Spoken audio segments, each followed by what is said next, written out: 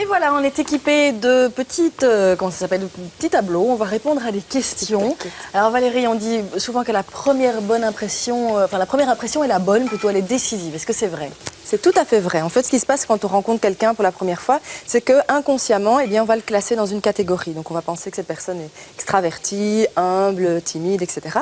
Et donc, cette première impression, eh bien, elle dépend majoritairement de 3 facteurs. Donc, la première chose, à 55%, c'est votre apparence et voilà, le langage corporel que vous dégagez. Deuxième chose, à 38%, c'est votre voix et le ton que vous employez. Et la troisième chose, à seulement 7%, c'est ce que vous dites. Donc c'est dingue, 7% seulement, exactement, c'est rien du tout. Wow. Alors évidemment, ce qui nous intéresse aujourd'hui, c'est est-ce que vous faites bonne impression la première fois que vous rencontrez quelqu'un. Et donc pour ce faire, pour le prouver, je vais vous faire passer un petit test. D'accord. Donc je vais vous poser, voilà, vous avez vos plaquettes pour répondre, comme ça on va pouvoir voir ce que vous allez répondre. Je vais vous poser 3 questions. Ok. Avec chaque fois 3 propositions. Alors, première question, vous êtes prêts? Oui. On est très concentrés. Ah oui, c'est génial. Je stresse un petit peu, limite. Alors, attention, jette pas un coup d'œil sur mes petites fiches. Tu ne regardes pas sur Cathy, hein.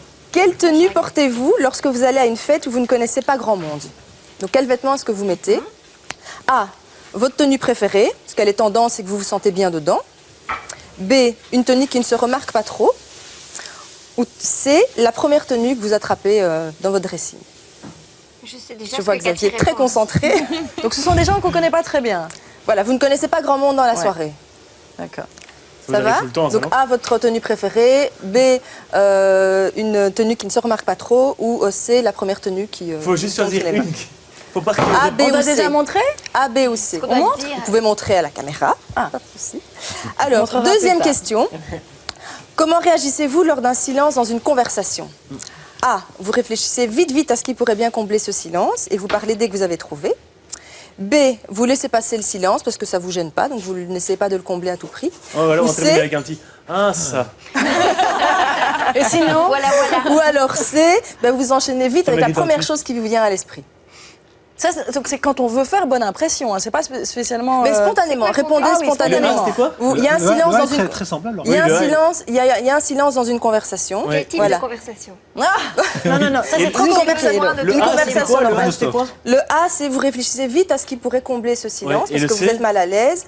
B, c'est vous laissez passer le silence parce que ça vous gêne pas. Et le C, c'est vite, avant même qu'il y ait, vous n'avez même pas besoin de réfléchir, vite vous enchaînez avec quelque chose parce que la première chose qui vous vient à l'esprit. Ouais. Très bien, moi j'ai répondu. Oui, c'est bon?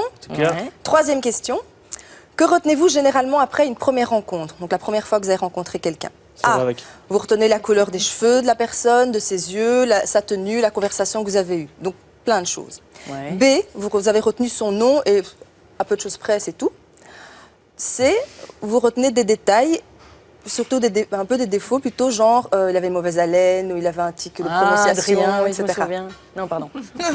Donc A, vous retenez plein de choses, vous vous souvenez bien de la personne. B, vous vous rappelez de son nom à peine. Et C, plutôt ses défauts. On peut mettre 2, moi je mets 2 lettres. Non, allez, spontanément. Non, moi je On ne réponds. retient pas une grande qualité. Elodie, essayez. Enfin, je veux dire, la réponse est claire. Est-ce qu'il y a encore des questions ou pas? Ou là on a fait Non, le c'est tour? 3 questions. Le qui se pose. Je sais pas vraiment, en fait, si je suis un peu Est-ce qu'on montre nos réponses? Alors, voilà, vous pouvez montrer vos réponses. Vous pouvez regarder qui a une majorité de A. Ah, Joël, vous avez déjà 2. J'en ai 1,5 moi. Non mais t'as triché, Joël. Oui, j'ai triché. On a fait exprès de...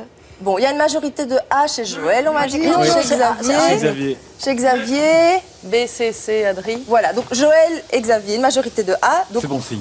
Waouh, bravo, on a envie de vous revoir. Félicitations. Pourquoi? Magnifique.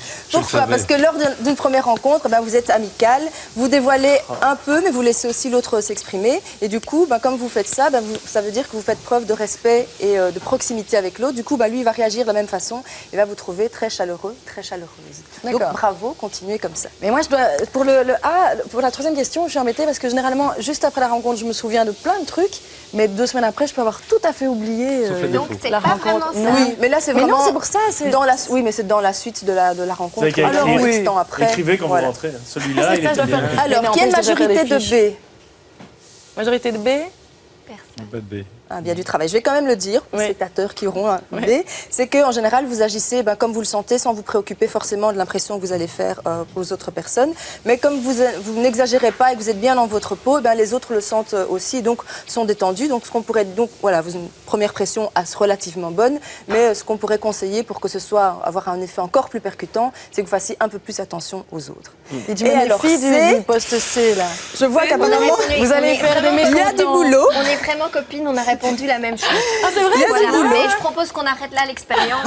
Voilà. Et alors c'est bon. je vais quand même faire Allez, on peut quand même aller jusqu'au bout. C'est que quand vous rencontrez quelqu'un pour la première fois, s'entend, vous êtes plutôt réservé parce que vous êtes plus à l'aise dans les endroits où vous connaissez beaucoup de gens avec vos amis, donc vous n'avez pas envie d'approfondir la conversation avec des personnes que vous connaissez peu. Et donc du coup, vous pouvez paraître distant, voire froid ou froide aux yeux des personnes. Mais donc sachez que, évidemment, les gens peuvent réserver leur jugement et apprendre à vous connaître mieux. Et donc, ce qu'on pourrait vous conseiller, c'est d'essayer de parler plus avec des inconnus parce que vous pourriez en tirer quelque chose de très positif. Bon, d'accord.